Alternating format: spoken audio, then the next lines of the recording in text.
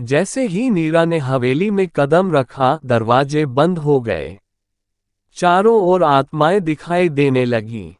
वे सभी हवेली के शाप का हिस्सा थीं। हर आत्मा ने नीरा से कहा, तुमने हमें मुक्त नहीं किया, बल्कि और बांध दिया है। अब तुम हमारी हो। नीरा ने जोर से चिल्लाते हुए कहा, मैंने कुछ गलत नहीं किया। मुझे छोड़ दो। तभी ललिता की आत्मा फिर से प्रकट हुई। उसने आत्माओं को रोकने की कोशिश की। इसने मेरी मदद की है। इसे मत छुओ। लेकिन काली परछाई ने ललिता को पीछे धकेलते हुए कहा, तुम्हारा खेल खत्म हो चुका है। अब हवेली की असली मालकिन नीरा है। नीरा समझ गई कि यह सब उसी की किस्मत का हिस्सा बन चुका है। पंडित ने नीरा से कहा था कि इस शाप को तोड़ने का एक ही तरीका है, हवेली को पूरी तरह से नष्ट करना। लेकिन ये तभी संभव होगा जब नीरा खुद अपनी जान देगी। नीरा ने फैसला कर लिया। उसने हवेली में आग लगा दी। जैसे ही हवेली जलने लगी, आत्माएं एक एक करके गायब होने लगीं। नीरा ने मुस्कुराते हुए कहा, अगर मेरी मौत से सबको शांति मिलती है तो ये सही है। हवेली पूरी तरह से जलकर राख हो गई। लेकिन नीरा का शरीर वहां से गायब था। गांव वालों ने बाद में बताया कि उन्होंने जलती हुई हवेली से एक महिला को निकलते देखा था। लेकिन वह महिला कौन थी, ये किसी को पता नहीं चला। कई साल बाद जब एक परिवार ने उसी जगह पर नया घर बनाया, तो उन्होंने एक लाल साड़ी वाली औरत को गलियारे में चलते हुए देखा। लोग कहते हैं, हवेली जल गई, पर वह शाप अब भी वहीं बसा है। और अब वह नीरा का है। नीरा के लापता होने के बाद गांव में हवेली को लेकर कहानियां खत्म नहीं हुई। लोग मानते थे कि हवेली के साथ नीरा भी कहीं गायब हो गई है। लेकिन कई बार लोगों ने झोपड़ी के पास एक लाल साड़ी वाली परछाई को देखा। एक रात हवेली के पास से गुजर रहे एक राहगीर ने किसी महिला को देखा जो मदद के लिए चिल्ला रही थी। वह दौड़कर उसकी ओर गया, लेकिन वहां कोई नहीं था। जब उसने पलटकर देखा तो लाल साड़ी में वह औरत उसकी आंखों के सामने खड़ी थी। कुछ साल बाद एक कारोबारी ने उस जमीन पर नया महल बनाने का फैसला किया। उसे इन कहानियों पर यकीन नहीं था। उसने वहां खुदाई शुरू करवाई। लेकिन जैसे ही खुदाई शुरू हुई, मजदूरों ने जमीन से इंसानी कंकाल निकलते देखा। उस रात कारोबारी को नीरा के रूप में एक महिला ने सपने में चेतावनी दी, इस जमीन को मत छूना। ये श्राप तुम्हें बर्बाद कर देगा। लेकिन कारोबारी ने चेतावनी को नजरअंदाज कर दिया। खुदाई के दौरान एक और रहस्यमय वस्तु मिली, वही लाल कपड़े में लिपटा आईना। कारोबारी ने आईने को अपने घर ले जाने का फैसला किया। लेकिन उस रात से अजीब घटनाएं शुरू हो गईं। कारोबारी ने देखा कि उसके घर के हर कोने में लाल कपड़े की झलक दिखती थी। उसकी पत्नी ने सपने में लाल साड़ी वाली औरत को देखा, जो कह रही थी, तुमने मेरे श्राप को छेड़ा है। अब तुम्हारी बारी है। कारोबारी ने पंडितों को बुलाया। पंडित ने बताया कि वह जमीन अभिशप्त है और आईना श्राप का केंद्र है। लेकिन नीरा की आत्मा अब भी सक्रिय है और वह श्राप को रोकने की कोशिश कर रही है।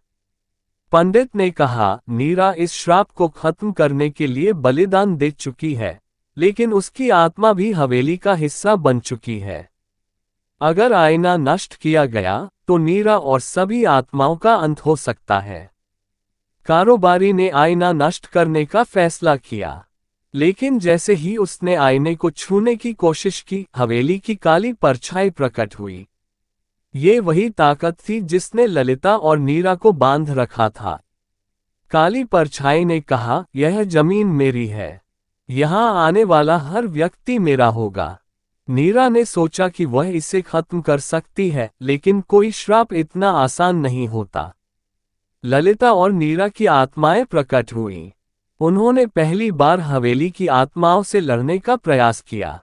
दोनों ने मिलकर काली परछाई को कमजोर करना शुरू किया। नीरा ने कहा, अगर तुमने इंसाफ का रास्ता चुना होता तो शायद तुम्हें ये श्राप न सहना पड़ता। अब इस जंजीर को तोड़ने का समय है। नीरा ने कारोबारी से कहा कि आईने को जलाने के लिए उसे अपना खून चढ़ाना होगा। ये बलिदान केवल तुम्हारे परिवार को नहीं, बल्कि इस जगह को भी मुक्त करेगा। कारोबारी ने ये सुनकर सहमति दे दी। उसने अपना खून आईने पर चढ़ाया और हवेली की दीवारें फिर से कांपने लगीं। जैसे ही आईना जलने लगा, हवेली की आत्माएं चीखने लगीं। एक एक करके सारी आत्माएं गायब हो गईं। काली परछाई भी धीरे धीरे खत्म हो गई। लेकिन नीरा और ललिता की आत्माएं वहीं खड़ी रहीं।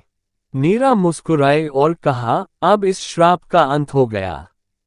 लेकिन हमारी जगह अब इस हवेली की राख के साथ होगी। हवेली पूरी तरह से खत्म हो गई।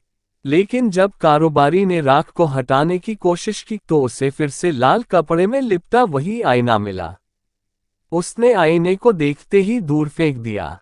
लेकिन आईना टूटने के बाद भी उसके टुकड़े चमकते रहे, मानो कुछ और छुपा हुआ हो। कारोबारी ने जमीन पर नया निर्माण बंद कर दिया। लेकिन उस जगह कोई भी टिक नहीं पाता। लोग अब भी वहां रात को रोशनी और लाल साड़ी वाली परछाई देखते हैं। गांव वाले कहते हैं कि श्राप टूट गया, लेकिन वह पूरी तरह खत्म नहीं हुआ। हवेली का एक हिस्सा अब भी नीरा और ललिता के साथ इस दुनिया में बसा हुआ है। हवेली की राख अब भी अजीब तरीके से चमकती रहती थी। जो भी व्यक्ति वहां जाता, उसे एक अजीबोगरीब खिंचाव महसूस होता। लोग कहते थे कि राख से हल्की आवाजें आती हैं। एक रात एक साहसी युवक ने उस जगह जाने का फैसला किया।